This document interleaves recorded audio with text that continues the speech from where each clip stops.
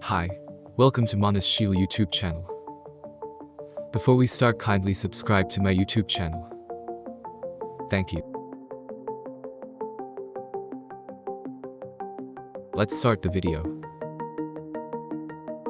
If you haven't watched the previous video, I'll link it in the description box, or you can click here.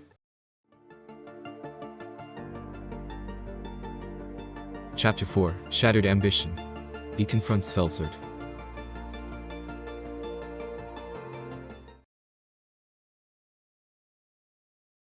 On the other hand, Leon's subordinates immediately became tense.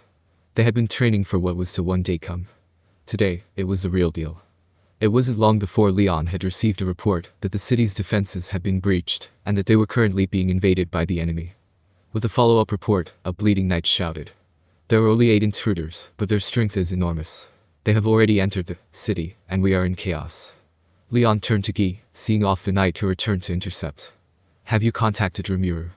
Damn, we're being cut off. She's up there. Velzard. Which means that there's more than 8 of them. Leon nodded in agreement. Even if he had been the enemy, he would move first to break the enemy's link. This, of course, was to be expected. So, as a countermeasure against such a situation, Rimuru was also keeping track of the situation of each force with the monitoring magic Argus. There would be a bit of a time lag, but he would know if something was wrong. Help was bound to come. Besides, even if they didn't make it in time and things went horribly wrong, there was still the plan that Rimuru had jokingly mentioned. It might not have been serious, and Leon would probably want to reject it, but in a serious situation, there would be no time to argue.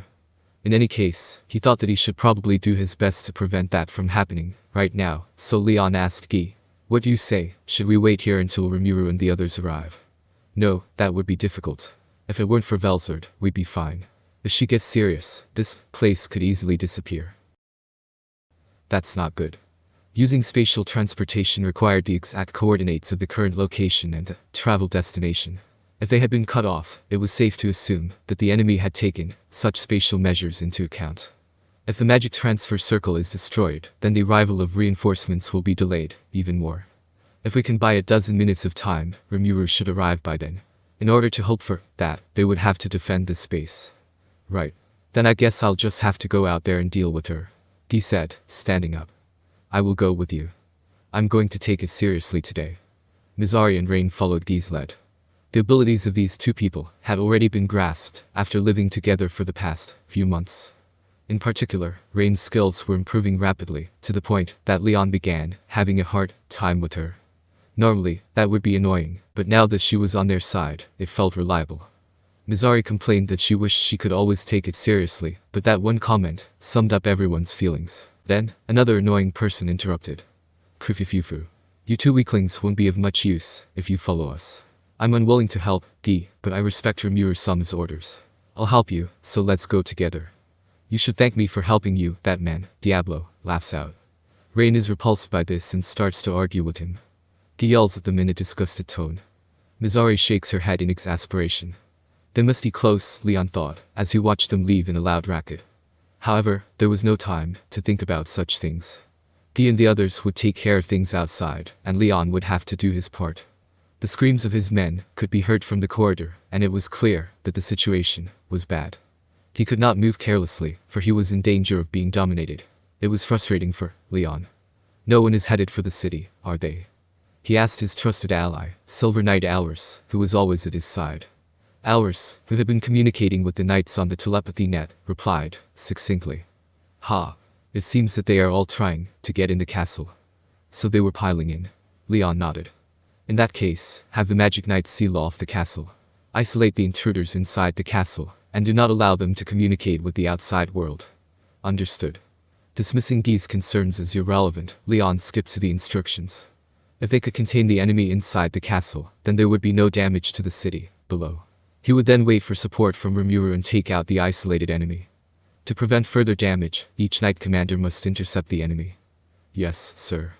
After sealing the castle with the isolation barriers, he sent the knight commanders to intercept the enemy. It was the deployment of their reserve forces.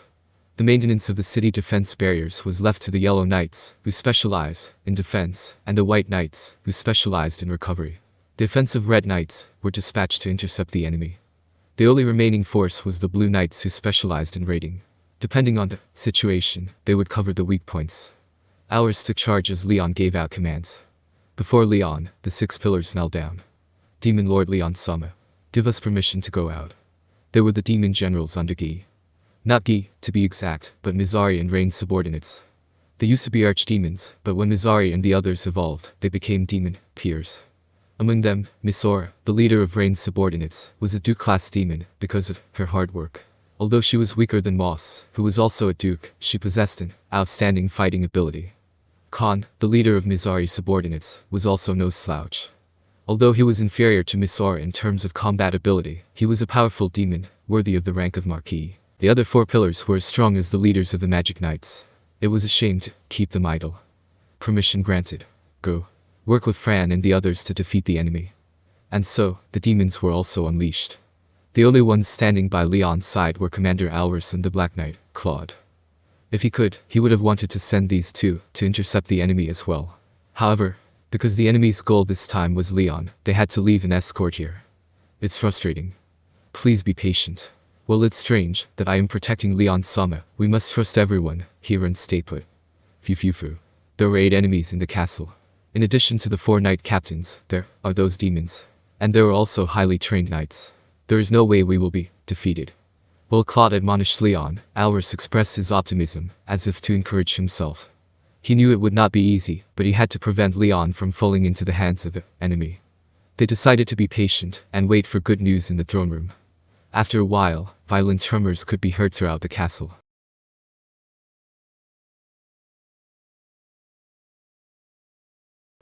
The fiercest battleground was the battlefield where Vega was rampaging. Misora was in command, and the demons were stalling for time with the 4 pillars. Supporting them was the White Knight Meadle, the leader of the White Knights. Meadle was a blonde-haired, blue-eyed beauty. Her specialty was restoration magic, and her presence alone enhanced their ability to fight on. The demons were taking advantage of this, and were fighting well against Vega. Yes, it was a good fight. One by one, they would leave the battlefield, and Meadle would heal them, and bring them back. This happened repeatedly. In the face of such overwhelming violence, there was no choice but to throw themselves into the fray. Misora's face is distorted with pain. But she was undeterred. She was always being tormented by the recklessness of her master, Rain, time and time again. And besides, if the demons retreated here, Gi would purge them. So they would fight, proudly, and fulfill their duties. However, Vega's existence value was over 10 million, while the demons, even the upper ranks, were only about 500,000. Even Misora was only about 700,000. They did not possess an ultimate skill, and the difference in strength was obvious. Gahahaha. Weak, you're too weak. No. I'm too strong. I'm just too strong. Sorry to say, but you're too weak to even think about eating, so you'll be suffering for a long time. You must hate your weakness. They had no choice but to calmly deal with Vega, who was spouting off abusive tirades, trampling on the demon's pride. No, that was the demon's strategy. They were good at reading emotions, and were taking advantage of Vega's personality. By letting Vega rampage comfortably, they were able to maintain the stalemate. Unlike the fierce yet stable battle against Vega, Ario's opponents were surrounded by a tense atmosphere. Hi. I can kill all I want. What the hell, this power is awesome. Intoxicated by the violence, Arios was rampaging, as if he had lost his reason from when he was human. The ultimate enchantment punishment king, Sandalphon, was embodied as a pistol that could shoot as much as Arios wanted. There was also a bastard sword in his right hand. This was a weapon created by Orleas, multiple weapons. These 2 weapons were far more powerful than a simple mythical grade weapons. By using these weapons, Arios was able to slaughter the knights. He looked like an imitation of Lieutenant Kondu, but this was a sign of admiration that even Arios himself would not admit. The leader of the Blue Knights, the Blue Knight Oxine, and Khan teamed up to challenge Arios. The difference in weaponry could not be bridged, but it was fortunate that their skills, level, were on par. Khan used his pride as a great demon to interfere with Arios with his magic, and Oxine used his brilliant swordsmanship to confront Arios. The fact that Oxine was good at auxiliary magic was also significant. His physical strength and the durability of his sword were compensated for by the multiple layers of Khan's and Oxine's magic. Even so, the chances of victory were almost zero. Oxine, an elistic nobleman, did not want to win against an opponent who would not be injured by a direct hit. He was conscious of the fact that his sword would not be broken, and was trying to make this battle last as long as possible. He did not want the enemy to reach his beloved Leon. The daunting battle had only just begun. The Red Knight Fran and the Yellow Knight Kizona, the commanders of the Red and Yellow Knights, respectively, were fighting against Orlia. Fran was a healthy, auburn-skinned beauty, lightly armed and focused on offensive power. Kizona was small in stature, but cheerful in disposition, and wore heavy full-body armor. Fortunately for these two women, Orlia had a lack of fighting spirit. Orlia was cautious. Unlike Vega and Darius, she was cautious about her skill. However, Fran and Orlia were the worst matchup. All of her magic had fallen before Orlia's shield. Orlia experimented with her multiple weapons to see what weapons she could create. She gave Arios a bastard sword and Maya a crescent bow. And for herself, she had prepared a morning star and a tower shield. With this, she could test both her offensive and defensive capabilities. It can be said that those two were saved by Orlia's character. With the two of them as his test subjects, Orlia was slowly and surely getting used to the weapons she had created with her ultimate enchantment. Maya was on the battlefield, but she couldn't get rid of the feeling of being out of place. She didn't understand the point of fighting. But it was impossible to go against Michael. Even Yuki, whom she trusted, was a follower of Michael, and Maya could not win against him. On the other hand, she didn't feel like turning her blade on the knights who had no grudge against her, so she just stayed on the sidelines. If she had seriously participated in the battle, the situation would have turned in favor of the angels long ago. But that didn't happen. If things continue like this, everyone will be unhappy. But what am I supposed to do? Tell me, Yuki-kun.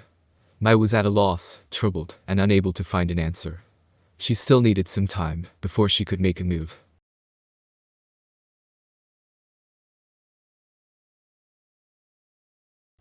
Guy and the others went to intercept her, but there was a blizzard outside the castle. It was Velzard's work. I'll deal with her. Guy's words were met with no objections from anyone. He had fought Velzard several times before, both long ago and recently, and she was clearly very strong.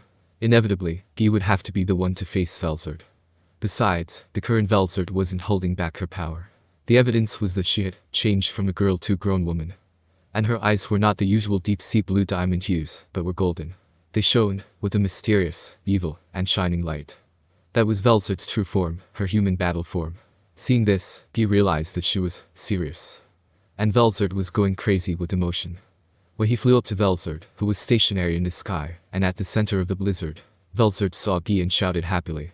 I love you, Guy. So, you should also love me more and more and more. She then challenged Guy with a big smile on her face. Che, that's why I said these things were troublesome. Guy was also fighting back seriously. It would be suicide to go easy on Velzard. And so, in the skies above the castle, a battle broke out between the strongest forces in the world. Guy was strong. His existence value was so high that it almost reached 40 million. But Velzard was different. Velzard was more than twice as powerful as Guy, and had unimaginable power. She was not just the sister of the creator, she was the most absolute on earth. And Velzard had never been serious, even when dealing with her sister, Valgrand. She always responded in the form of a girl, that is to say, with her own power blocked. Even when she wiped out Eldora, she had only dealt a playful blow. This meant that her attacks were very energy efficient. The only time she got serious was when she took on Guy. The only reason Guy was able to fight her on even terms was because of his superior combat ability. On top of that, he always tried his best to keep the ground as unaffected as possible. So one could understand how terrifying a man like Guy Crimson was. The battle, as always, led to a stalemate. And then Guy realized. This person wasn't being controlled after all. No, she was being controlled, but it seemed to be the result of not daring to resist, because it was in line with Velzard's wishes. Velzard seemed to be very happy.